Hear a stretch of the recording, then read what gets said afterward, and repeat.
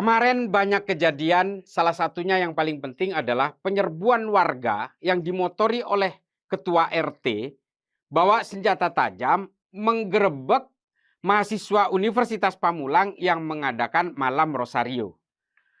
Ini yang ingin saya gugat hari ini kepada warga yang ikut menyerbu itu. Saya mau tanya, adakah sejarah Rasulullah menyerbu orang-orang yang berbeda agama di Madinah sambil membawa pedang untuk mengancam mereka supaya mereka tidak beribadah? Pernahkah ditemukan sejarah itu? Pernahkah Rasulullah beserta para sahabat datang ke rumah warga yang non-muslim, entah itu orang Yahudi atau orang Nasrani di Madinah, lalu kemudian mengancam mereka dengan pedang atau melakukan penusukan terhadap mereka karena mereka berbeda agama dan melakukan ritual-ritual di rumahnya? Saya mau tanya, siapa yang pernah menemukan sejarah ini? Saya tantang sekarang. Silahkan sebut nama kitabnya. Silahkan sebut nama periwayatnya. Pernahkah Rasulullah melakukan itu? Menurut saya, tidak pernah Rasulullah melakukan hal itu. Yang senista itu. Yang sehina itu. Lalu kalian, orang-orang yang menyerbu rumahnya adik-adik kita dari Universitas Pamulang yang melakukan ritual malam Rosario itu, mencontoh siapa saya mau tanya? Dianjurkan oleh siapa saya tanya? Kita semua yang orang Islam hari ini mengikuti apa yang dilakukan oleh Rasulullah beserta jejak-jejaknya. Melalui para sahabatnya, melalui para tabi'in. Nah sekarang siapa yang ditiru? Sementara Rasulullah sendiri ketika memimpin di Madinah, justru mengayomi dan melindungi orang-orang Yahudi dan orang Nasrani, dan tidak pernah memaksakan Islam kepada mereka. Justru Rasulullah memberikan syiar-syiar Islam dengan cara damai dan kemanusiaan kepada orang-orang Yahudi maupun orang Nasrani. Karena Rasulullah betul-betul membawakan Islam itu dengan kemanusiaan, dengan kedamaian. Rasulullah akan memerangi siapapun yang memerangi Islam, terlebih lagi yang memerangi itu adalah orang-orang kafir. Orang-orang kafir ini apa? Penyembah politeisme. Orang-orang yang menyembah dan melawan agama tauhid. Ini yang selalu dilakukan oleh Rasulullah dalam perang-perangnya. Termasuk orang-orang Yahudi yang memerangi Islam. Yang memerangi Islam di Madinah. Yang memerangi peradaban Madinah. Itu selalu dilawan oleh Nabi. Tapi orang-orang Madinah yang berbeda agama, yang berbeda keyakinan, justru dilindungi dan diberi kebebasan oleh Rasulullah. Ada banyak riwayat tentang itu. Saya sering bercerita juga di media sosial bahwa salah satu korban perang Uhud yang gugur di dalam perang Uhud itu seorang Yahudi, bukan orang Islam. Namanya Mukhairik ibnu Ta'labah. Mengapa dia ikut berperang bersama Nabi? Apakah dia karena Islam? Bukan, dia bukan orang Islam. Karena dia betul-betul suka dan mencintai Nabi Muhammad sebagai pemimpin di Madinah. Karena alasan Mukhairik, ketika Nabi memimpin di Madinah, Nabi betul-betul memberi perlindungan kepada orang-orang non-Islam seperti Mukhairik. Sehingga Mukhairik tergerak untuk ikut berperang bersama Nabi dalam perang Uhud. Padahal perang Uhud terjadi hari Sabtu, di mana hari Sabtu bagi orang Yahudi adalah hari Sabat yang tidak boleh meninggalkan rumah atau menyalakan lampu. Tapi Mukhairik memaksakan diri melawan ajaran agamanya sendiri untuk berperang bersama Nabi karena Mukhairik mengagumi kepemimpinan Nabi Muhammad. Ini Nabi. Lalu orang-orang di Pamulang yang menyerbu adik-adik dari Unpam ketika mengadakan malam Rosario itu diperintah oleh siapa dan mengikuti tauladannya siapa? Kalau Nabi Muhammad sendiri tidak pernah melakukan itu. Oleh karena itu, kepada saudara-saudaraku semua seluruh Indonesia atau seluruh umat manusia, jumlah manusia di bumi ini kurang lebih 8 miliar. Orang Islamnya kurang lebih sekitar 2 miliar. Sampai seberapa kuat kita gelisah oleh berbagai perbedaan, sementara yang berbeda dengan umat Islam hari ini kurang lebih sekitar 6 miliar. Sanggup sampean membawa sebilah pisau untuk melawan orang yang berbeda. Dan Islam tidak pernah mengajarkan itu. Islam selalu mengajarkan bahwa agama ini harus bisa menjadi rahmat bagi seluruh alam semesta sampai hari kiamat. Until the judgment day. Ila yaumil kiamah. Tapi hari ini orang masih sibuk menghitung dosa orang lain. Seperti yang menyerbu adik-adik kita ini. Hanya karena berbeda. Sampai kapan kita itu harus gelisah dengan keimanan yang berbeda, keyakinan yang berbeda, agama yang berbeda. Sementara kita masih punya orang yang berbeda 8 miliar lainnya. Kurang lebih 6 miliar lain. Belum kita berbicara sesama umat Islam. Yang kadang-kadang juga saling mengkafirkan satu sama lain karena berbeda mazhab, karena berbeda manhaj, karena berbeda ijtihad.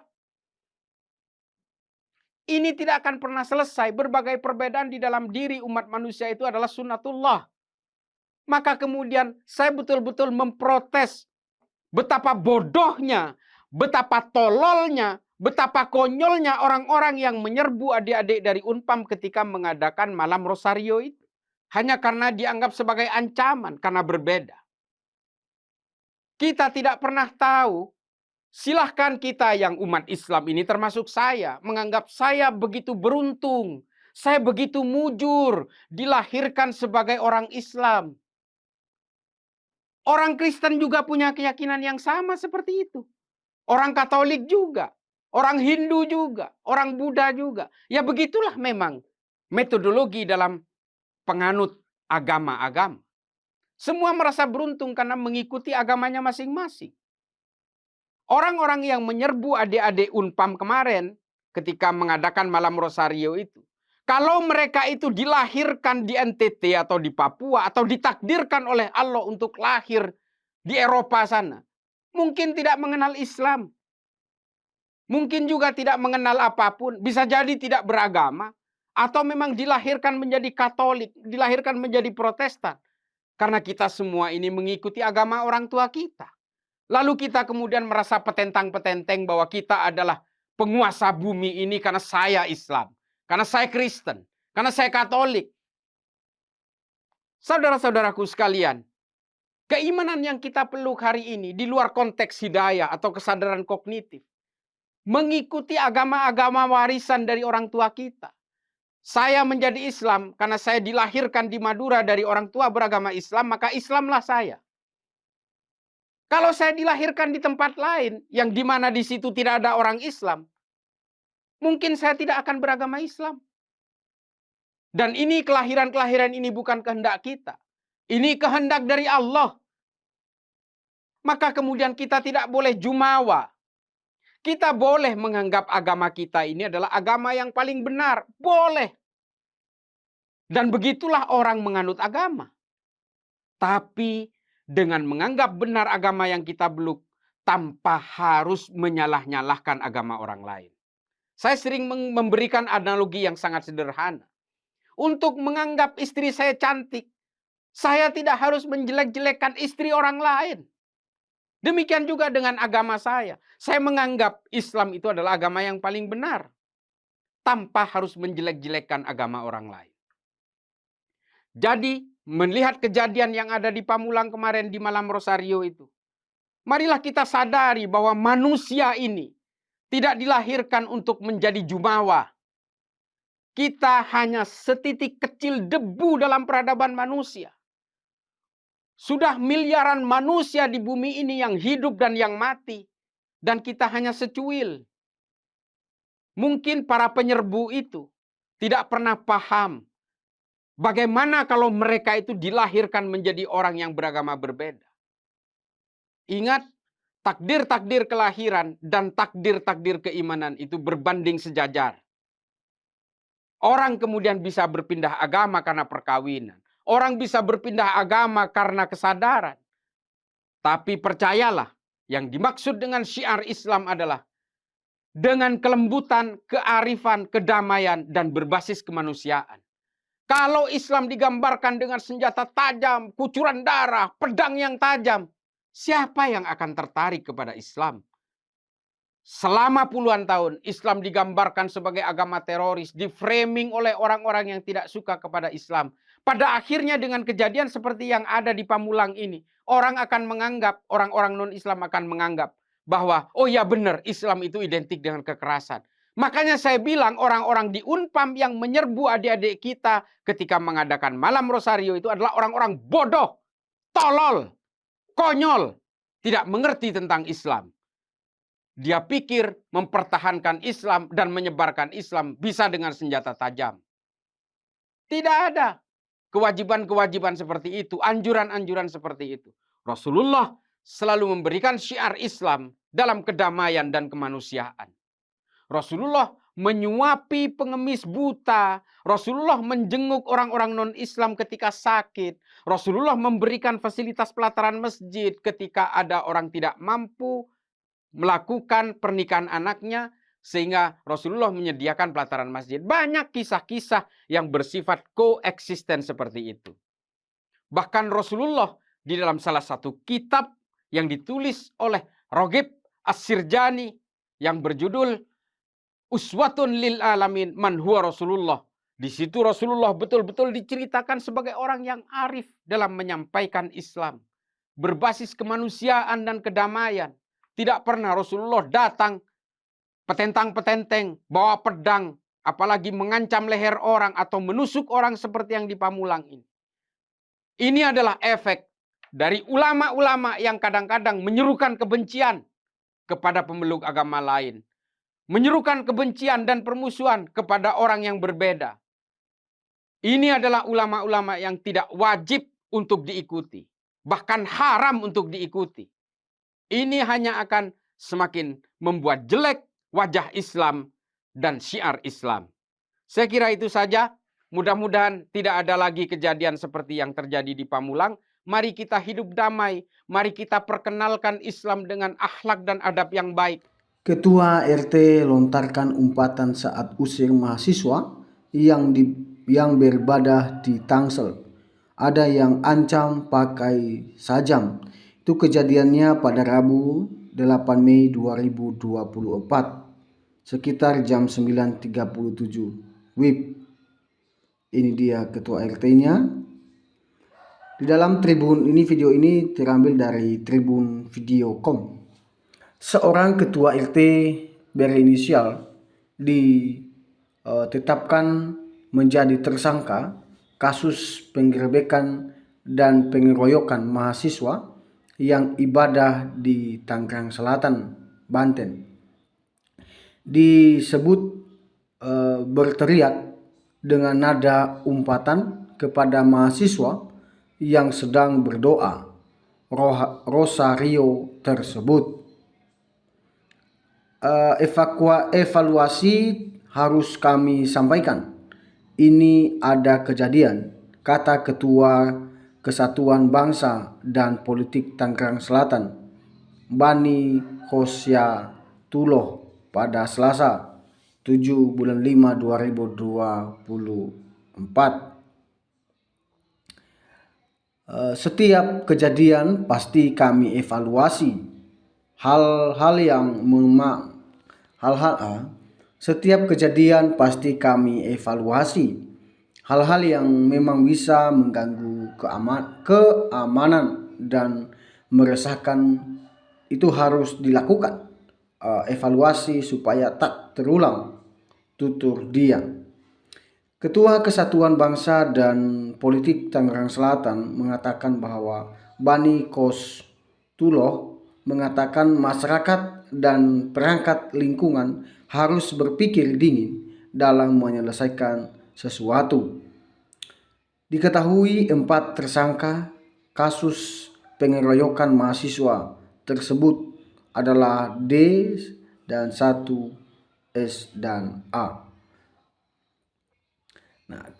Kapolres Tangerang Selatan AKBP Ibnu Bagus Santoso mengatakan supaya penetapan status tersangka itu dilakukan setelah melakukan pemeriksaan saksi dan berdasarkan barang bukti. Itu kata Kapolres Tangerang Selatan. Kami menetapkan 4 orang sebagai tersangka, kata dia pada Selasa bulan 7. Sebelumnya beredar video menampilkan sekelompok mahasiswa Universitas Pamulang di Tangerang Selatan diduga dikeroyok saat ibadah. Para pelaku mempunyai peran yang berbeda-beda dalam mengeroyok mahasiswa saat beribadah. Peran tersangka D meneriaki dengan suara keras dengan nada umpatan dan intimidasi kepada korban. Peran tersangka meneriaki dengan suara keras dengan nada umpatan dan intimidasi kepada korban dengan maksud teman lain turut bersama menyerang korban, ujar Ibnu. Selain korban D, pelaku 1 juga meneriaki korban dengan nada intimidasi. Pelaku disebut 2 kali mendorong korban karena menolak untuk pergi. Adapun tersangka S dan A dalam aksinya berperan membawa senjata tajam jenis pisau yang digunakan untuk menakuti dan mengancam korban.